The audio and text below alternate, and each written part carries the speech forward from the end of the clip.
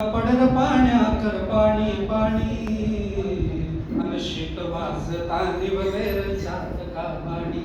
अगदी चातकाप्रमाणे पाण्याची वाट बघणारा, त्याही पेक्षा संस्कृती, प्रतिष्ठा, मर्यादा आणि त्याही पेक्षा स्वतःचे संस्कार अगदी जीवापाल पलीकडे जपणारा म्हणजे शेतकरी.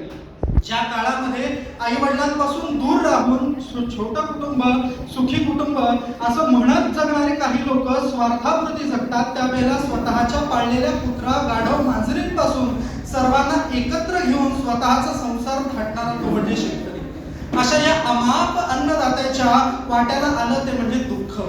खऱ्या अर्थाने त्याच्यावरती निसर्ग तर कोपला, पण तो निसर्ग कोपला आपल्यामुळे नव्हे तर आपल्यापासून झालेल्या अनेक अपराधांमुळे.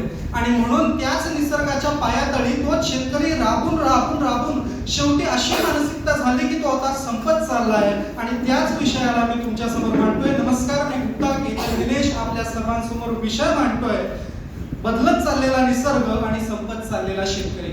होय, आपलं पुराणोक्त, वेदोक्त आणि अगदी अश्वयुगीन कालापासून मध्य कालखंडामध्ये अगदी आधुनिक युगापासून जर सुरुवात केली तर शेतीचे अनेक पुरावे मिळतात.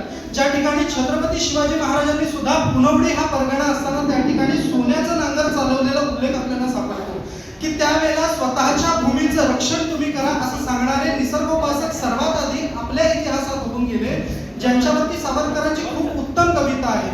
कवणाची भाकरी बंधू हो चाकरी कवणाची, भाकर दे भूमाता चाकरी तिच्या घातकांची, ही गुलामगिरीची गीता राजनिष्ठता यापुढे आता मग देशाची माझा राया, तो प्राण देव तो माझा मी शरण शिवा सांगाचा, राख उडाली प्रदीप्त बाजी वैश्वान रटेला, आणि चला घालू स्वातंत्र्य संगरी रिपुवरी घाला. स्वतःच्या शेताकरता प्रकर्षाने एकजूट करून त्याही पेक्षा स्वतःच्या शेतामध्ये स्वतः स्वतंत्रपणे राबून स्वतः अन्नदान करण्याची जी शेतकऱ्याची किमया आहे ती आज कुठेतरी हरवत चालली आहे. WHO च्या नियमानुसार आतापर्यंत ग्लोबल तापमान वाढत, ज्याला आपण ग्लोबल वॉर्मिंग असं सुद्धा म्हणतो, ज्याच्यामुळे आपण वापरत असलेल्या अनेक प्रसाधनांना CO2 नावाचा गॅस सुरुवात त्याची उत्पत्ती होते. त्या CO2 गॅसमुळे पृथ्वीच्या वरती असणाऱ्या ओझोन थराला त्याचं रिएक्शन होऊन त्याच्यामधून ते थर फाटले जातात. तिथून सूर्याचे अघटित किरण खाली पडतात, त्याने हिमनगातला बर्फ वितळत जातो, ज्याने समुद्राची उंची वाढते. त्या उन्हाच्या प्रभावाने पाणी आटत जातं, शेवटी ढगात त्याचं रूपांतर होतं आणि बदललेल्या दमट, कोरड्या, अतिउष्ण, कटिबंध असणाऱ्या भागांमध्ये त्या ढगांचा प्रादुर्भाव होऊन शेवटी अनेक पद्धतीचं वातावरण आपल्याला बघायला मिळतं, ज्याच्यामध्ये पाऊस पडून सुद्धा बऱ्याच वेळेला हानी आहे. शेतकऱ्यांनी शेतामध्ये स्वतः बीज उत्पादित केलं पण तरी ते बीज पिकले नाही म्हणून सुद्धा त्रास आहे.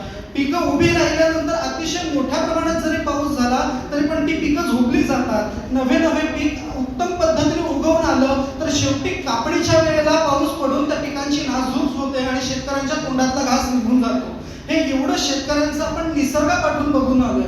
पण जर आपल्याला शेतकरी उंच उभा करायचा असेल तर निसर्ग भले त्याच्यावरती कोपू द्या, पण आपण त्याच्या पाठी खंबीरपणे उभं राहणं आज खऱ्या अर्थाने काळाची गरज आहे. ज्या पद्धतीने निसर्ग नियमांना झुगारून आतापर्यंत मानवाने अनेक अपराध केलेले आहेत, त्याला निसर्ग अगदी व्याजेसह फेडतो हे आपण कोरोनासारख्या महामारीतनं बघत आलोय. त्याही पेक्षा निसर्गासारख्या चक्रीवादळाने सुद्धा आपल्याला हे दाखवून दिलेलं आहे. माणूस हा निसर्गोपासक एक वेळेला होता, त्यावेळेला निसर्ग सुद्धा त्याला भरभरून आशीर्वाद देत होता, पण आज माणसांकडनं झालेल्या चुकामुळे तो निसर्ग सुद्धा खूपच चाललाय. त्या शेतकऱ्याची जी मानसिकता आहे त्याला आपण समजून घेणं आवश्यक आहे. त्याने कुठून तरी कर्ज काढलेलं असणार, त्याच्यातून त्याने शेती बनवली असणार, त्याचं पीक फुकट जातं आणि अशा वेळेला जेव्हा त्याच्यावरती आत्महत्येची पाळी येते, आत्महत्या झाल्यानंतर सुद्धा सरकार मला 2-3 लाख रुपये तरी देईल का, ही मानसिकता त्याची असताना स्वतःच्या घरातल्या वयात आलेल्या मुलीच्या लग्नाकरता तो जेव्हा आत्महत्या करतो.